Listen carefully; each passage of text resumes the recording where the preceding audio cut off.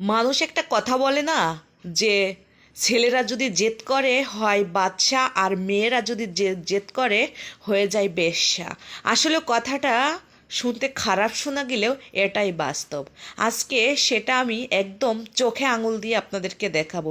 একটা মেয়ের কারণে, একমাত্র একটা মেয়ের জেদের কারণে তার সংসারে অশান্তি ঘটে, এবং সে সাথে সাথে সে তো একটা পুরুষকে শেষ করে দেয়ই, সে সাথে সাথে পৃথিবীতে দুইটা বাচ্চা বা একটা বাচ্চা আসে, সেই বাচ্চা দুইটাও এতিম হয়ে যায় একমাত্র এই যে কিছু মুখোশধারী কালসাপের চেয়ে বিষাক্ত কিছু বউরা আছে, জিদ ধরে থাকে, মা বাবার ধন সম্পদের বড়াই দেয়, চেহারার অহংকার দেখায়, নিজে শিক্ষিত হয়েছে, শিক্ষিত হলেও আর হয় না।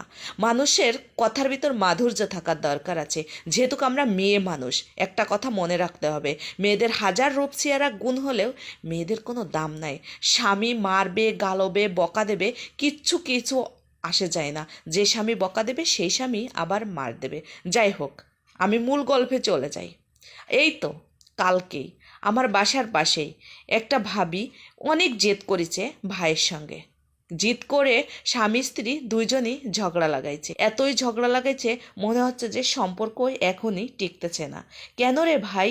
যে স্বামী যে বকা দেছে সেই স্বামী তো পরবর্তীতে এসে আবার ঠিকই বাজার সদাই করতেছে, বউকে ভালোবাসতেছে। তবে তোমার জেদ কাটানোর দরকার কি? বউ মনে করতেছে কি, কেন আমার স্বামী আমাকে যে কোনো কারণবশতে আমাকে বকা দিল, ওকে আমি কিভাবে নামাবো, ও আমার কাছে পায়ে ধরবে, সরি কবে, মাপ চাপে। কিন্তু দেখেন কি করতে যেয়ে কি হয়ে গেল, জীবনটাই শেষ হয়ে গেল।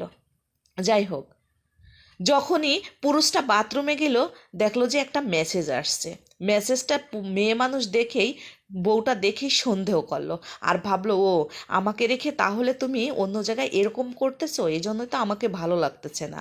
শুধু শুধু স্বামীদেরকে, পুরুষদেরকে দোষারোপ করা, কারণ পুরুষরা জিদ হয়ে যায়। এক যায় একটা কথা কখনো একটা পুরুষ মানুষ সহ্য করতে পারে না, তাইতি যে কোনো পুরুষই হোক। যাই হোক, এক কথায় দুই কথায় সকালে উঠেই বউ চলে গেল বাপের বাড়ি। এদিকে পুরুষটা কোনো ভাত তরকারি কিছুই রান্না করতে পারে না, খুবই ক্ষিদত্ত, এবং ভাত ছেলে মেয়ে দুইটা নিয়ে মায়ের বাড়িতে চলে গেছে। মা বাবার ধন সম্পদ আছে। যেই 15 দিন হয়ে গেল না, সেই মা বাবা ভাই বোন আত্মীয় স্বজনেরও আসল রূপ দেখা শুরু করে দিল। এবং পুরুষটা কি আর করবে, বারবার ফোন দিতেছে, রিকোয়েস্ট করতেছে, তুমি বাসায় এসো, যা হয়েছে হয়ে গেছে, বাসায় এসো, আমরা সংসার জীবনে এরকমের ঝগড়াঝাঁটা লাগতেই পারে। পুরুষটা কত নত হচ্ছে, তারপরেও মেয়ে মানুষের কত জিদ দেখেন। সেই জিদের কারণে সে আসলো তো আসলো না। পুরুষটার একটা ফেসবুকে একটা আইডিতে একটা মেয়ে ছিল কলিগ, শুধু হাই হ্যালোই, জাস্ট এতটুকু, তাই ছাড়া কিছুই না। এই করতে করতে, হাই হ্যালো করতে করতে, একদিন শুয়ে শুয়ে পুরুষটা ওই কলিগ মেয়েটার সঙ্গে কথা বলতেছে। একদিন বলতেছে যে তোমার কি হয়েছে, তুমি এরকমের নার্ভাস হয়ে পড়ছো, তুমি কথা বলতেছো না, তোমার কি হয়েছে? তখন পুরুষটা সমস্ত জিনিস খুলে বলল। তারপরে আজ কাল এই করতে করতে বন্ধুত্ব থেকে এতটাই ভালোবাসায় তারা ঘনিষ্ঠ হয়ে গেল, সেটা বলার বাইরে। তখন ওই মেয়েটা লাস্ট পর্যায়ে বলল, তুমি তোমার বউকে ডিভোর্স দিয়ে দাও, আমি তোমাকে বিয়ে করব, আমি আছি পাশে, আমি তোমার সুখ দুঃখ সবই বুঝবো। আর ওই মেয়ে লোকটার কথা শুনে পুরুষটাও বউকে ডিভোর্স দিয়ে দিল। আর মেয়ে এবার বাবার বাড়ি 6 মাসের মাথায় দেখে কি বাবার বাড়িও কোনো দাম নাই, ভাই বিরাদারও কেউ ভালোবাসতেছে না, দাম দিতেছে না। যে স্বামী এতটা ভালোবাসছে, এত সম্মান করছে, যার অন্যায় হয়নি, তারপরও সে মাপ চাইছে, ক্ষমা চাইছে, এখন তো স্বামীও ফোন দেয় না, ডিভোর্স লেটারও পাঠায় দিয়েছে। ছেলে মেয়ে দুইটাকে নিয়ে স্বামীর বাড়ি আসছে। স্বামী তো কোনো শত্রুই বউকে বাড়ি তুলতেছে না। তোমাকে অনেক তুলু করছি, মুনু করছি, তুমি আমার কথা রাখো নাই।